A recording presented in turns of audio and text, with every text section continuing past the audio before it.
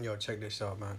This is about what happened, and these fucking fools changed the story and made it seem like people were shooting at the police, and the ETF came in with the machine guns in the hood every day. Like, nobody was shooting at them. They're just, these guys just lie about everything in the paper. Everything's a fucking lie. These guys are lying pieces of shits, bro. They'll make up anything to fucking move forward their agendas, and you know what I mean? Yo, watch what really happened. This is what really happened. I was there, so I could tell you what really happened because I was fucking there, okay?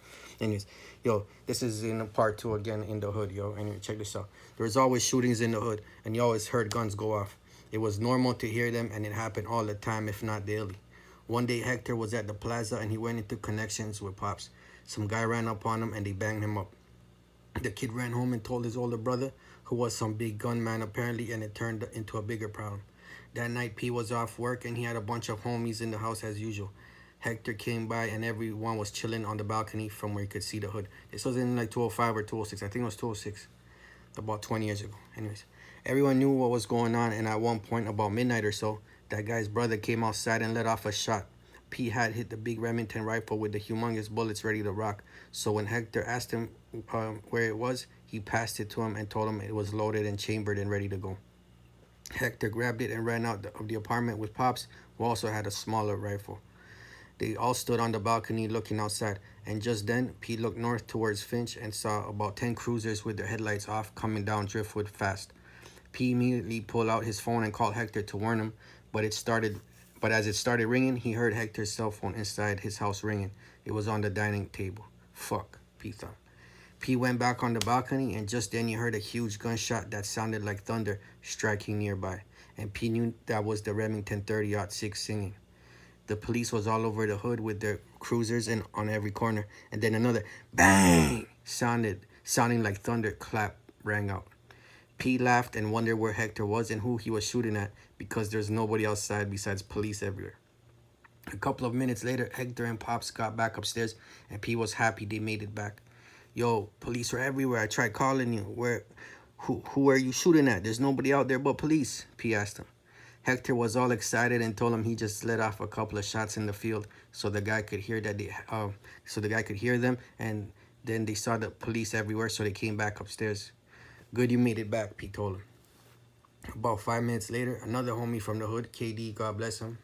This guy's died, God bless him. I was trying to look for a fucking story, but I couldn't find, but God bless the homie. About 5 minutes later, another homie from the hood, KD, dropped by. He was outside when the police rolled down. He told him he was on his bike coming over when police jumped on him downstairs. He then told him how they were searching him on his bike when the first thunderclap went off, and one cop jumped back saying, "What the fuck was that?" Very worried. KD then told them when the second shot went off, both cops jumped on their bikes and took off full speed. They laughed about it, and P was happy the homies did not get caught. The next day on the front page of the newspaper, it said police were shot at in the hood. I tried to find the footnote, but I couldn't find the story. But this was in 206 or so, and on the cover of the Sun, they had a bunch of faggots with the military, all in gray, with the M16s and shit. Like, nobody was shooting at them. These guys, they're fucking retarded, making up stories as usual. But anyways, back to the story. The next day on the front page of the newspaper, it said police were shot at in the hood. P laughed, seeing the paper, as he knew nobody shot at the police. The police just happened to be there, probably in response to the first shot from that guy's older brother. The story in the paper was saying how the hood is so dangerous and people are shooting at the police. Then the ETF came around with M16s patrolling the hood. The city made a big deal about it, but really nobody shot at the police. The shooters didn't even know the police was down there. But he just let off a couple of shots, so the guy's brother hears the bigger gun shots and knows they had bigger firepower. That's all that really was. I mean, that's all that was, man. You guys are fucking retards. P went back to work, and Hector's girl gave him some nice braid ups. So P had braids on, and he noticed some people at work weren't not liking it, especially this whitewashed old black dude.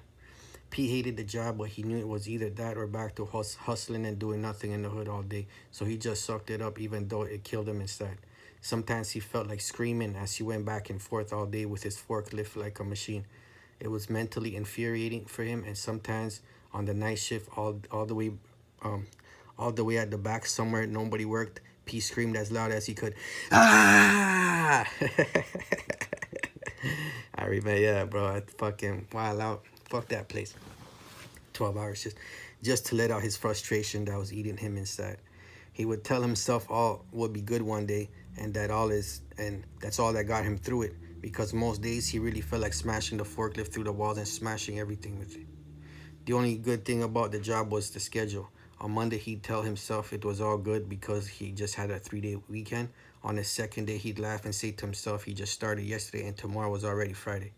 That thought alone got him through the 12 hours. Finally, the third day was his last and he had a 3 day weekend again, so he was always happy about that. On his Fridays, his third day, he'd drive around his last 15 minutes honking the horn like a madman, sounding the alarm. It's time to go for the weekend. You know what I'm saying?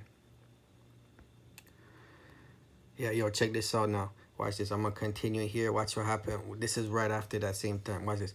That same weekend, less than a week after the shooting with the police and the whole thing, P was at Hector's house one night, and when he went home, Hector, who had the Remington rifle at his house, asked him to take it to his house.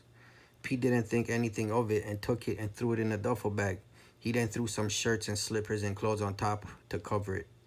P left the building by the side door, and as he came out the building and took a few steps across the field towards his building, he heard the side building door close behind him and looked up and saw what looked like the ETF walking down the school field with M16s towards him.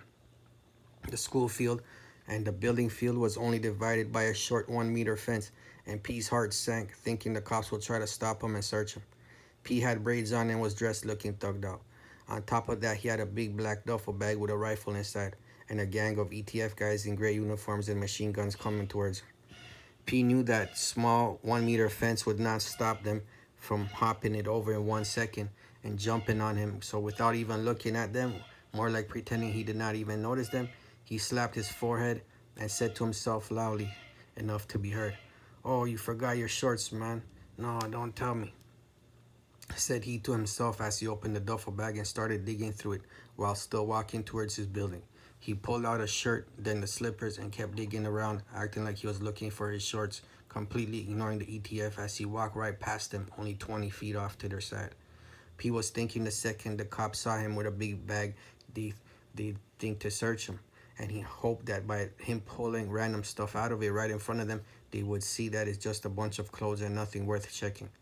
P's heart was pounding as this took place, and he did not hear anyone calling out to him or say anything. He just proceeded with his show. "Fuck, you're a fucking idiot, man. Now you have to go back tomorrow and find those," P said to himself. He kept digging around, looking through his bag as he walked right by the police with the Remington rifle, and the police walked right by him as if he wasn't even there, to his surprise. P did not glance once to his side where the police walked by. He pretended he did not even know they were there, and he did not look back until he got to his building door. He looked back and saw the cops going behind Hector's building, and he couldn't believe he wasn't stopped and searched as usual. "Can't believe that actually worked," Pete thought to himself and laughed as he walked inside his building knowing that he was safe. That was a close one, Pete thought as he got home. He told Hector about it the next day and how he played it off and got away. His 3 day weekend went by, and then he went back to work where he hated it. He thanked God it was only for 3 days, and he went and drove up and down the factory with skids like a retard.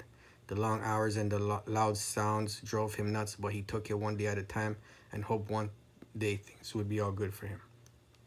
Anyways, we'll stop it there. But yeah, bro, that's what I'm trying to say. These guys make up anything in the paper. They'll say anything but the truth. They'll just say whatever the fuck. Oh, yeah, whatever. They'll say anything, but they don't give a fuck. They'll say anything just to lie to you, to make them push their laws and their rules. And it's all a show, bro.